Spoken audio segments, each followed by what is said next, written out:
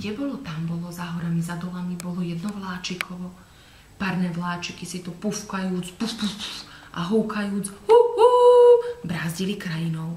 Vo vláčikove bolo jedno malé depíčko, kde začínal aj náš príbeh. Jedno ráno, tak ako každé ráno, sa v depíčku zobúdal krásny červený párny vláčik, ktorý sa volal Pari. Deň začínal pre Pariho skoro ráno ešte pred svitaním, aby stihol svoj okruh do zochvenia. Prechádzal okolo staveniska, kde stavbári stavali nový most, ktorým bude chodiť každúčké ráno do práce, hneď ako začne leto. Starý most bol pre Periho veľmi ťažký výjsť. Každé ráno musel veľmi sa snažiť, aby prešiel, a tak už sa tešil na nový most. Za starým mostom už bola stanica Stanička. Pari ostal stáť na červenú a tešil sa, že na stanici Staničke ho už budú čakať prví cestujúci. Nečakal ani tak dlho a na koleji číslo 2 sa rozsvietila zelená. Zamyslel sa Pari. Čo sa deje?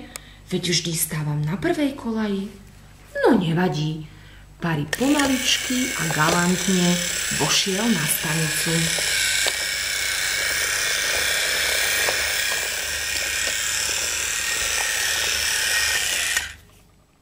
Na jeho nástupišti nebolo ani nohy. Za to na prvom sa to hemžilo ľuďmi. A keby len to, na nástupišti číslo 1 stál úplne novúčičký dízlový vláčik. Bol krásny, nový, ešte sa mu blízkali kolesá.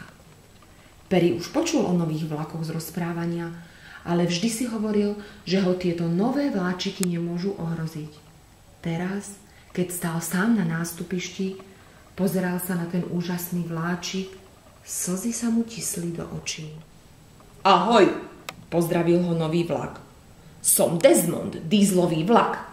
Najmodernejší a najrýchlejší vlak na celom svete.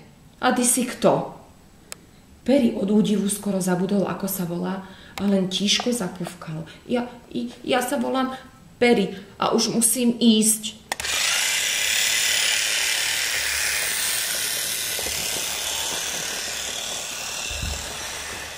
Pari videl, že v novom vláčiku sedeli všetci dôležití ľudia z mestečka. Starosta so ženou, riaditeľ banky, dokonca aj hlavný výpravca. Všetci išli na prvú jazdu nového vláčika.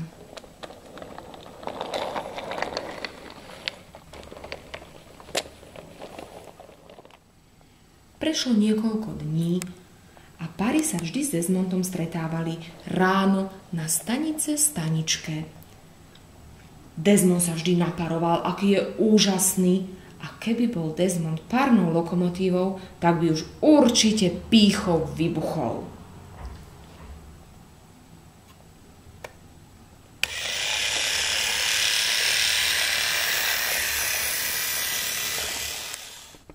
Pari odišiel a Desmond sa vybral hneď za ním. Ako šiel, tak mu všetci ľudia mávali. Mávali mu ľudia na moste, mávali mu autička na prechode.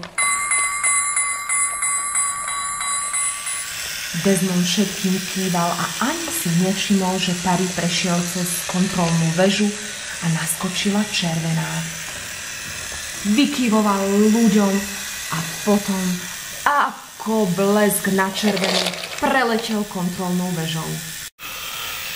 Pari nič netušiac prechádzal krajinou, obzeral sa po svojej obvyklej ceste a vôbec netušil, že Desmond sa ako rýchly šinie krajinou. Desmond pred sebou nikoho nevidel, lebo cesta bola klukatá. Najprv sa mu Pari schoval za zákrutou a potom zišiel dole z mosta. A až keď Desmond vyšiel hore na most, videl, že Pari je tesne pred ním. Brzdy zaškrípali, ale už bolo neskoro. Desmond sa rútil plnou rýchlosťou na Pariho a bang! Narazil do neho zozadu. Takto veru nikto nečakal, ani sám Desmond nie. Razom sa jeho pýcha rozplynula ako obláčik. Ostal tam len nešťastný dízlový vláčik, ktorého mrzelo, čo spôsobil svojou nepozornosťou. Prepáč mi to, Pari, tichým hlasom povedal Desmond. Pari sa nehneval. Bol rád, že sa nič vážne nestalo. Na pomoc im prišiel vlakový žeriav Václav. Jeden vozeň po druhom vrátil na kolaje.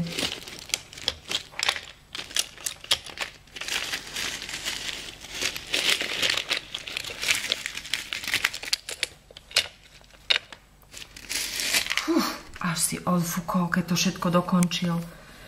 Bola už tma a tak sa Perry, Václav a Desmond pobrali do depa Depíčka.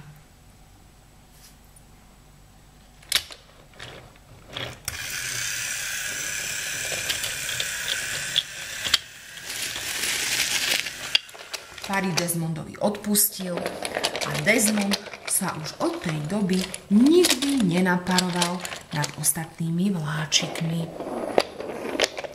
A ako to už v každej rozprávke býva, na stromčeku vedľa depa Depíčka bol zvonec, ten zazvonil a rozprávky je koniec.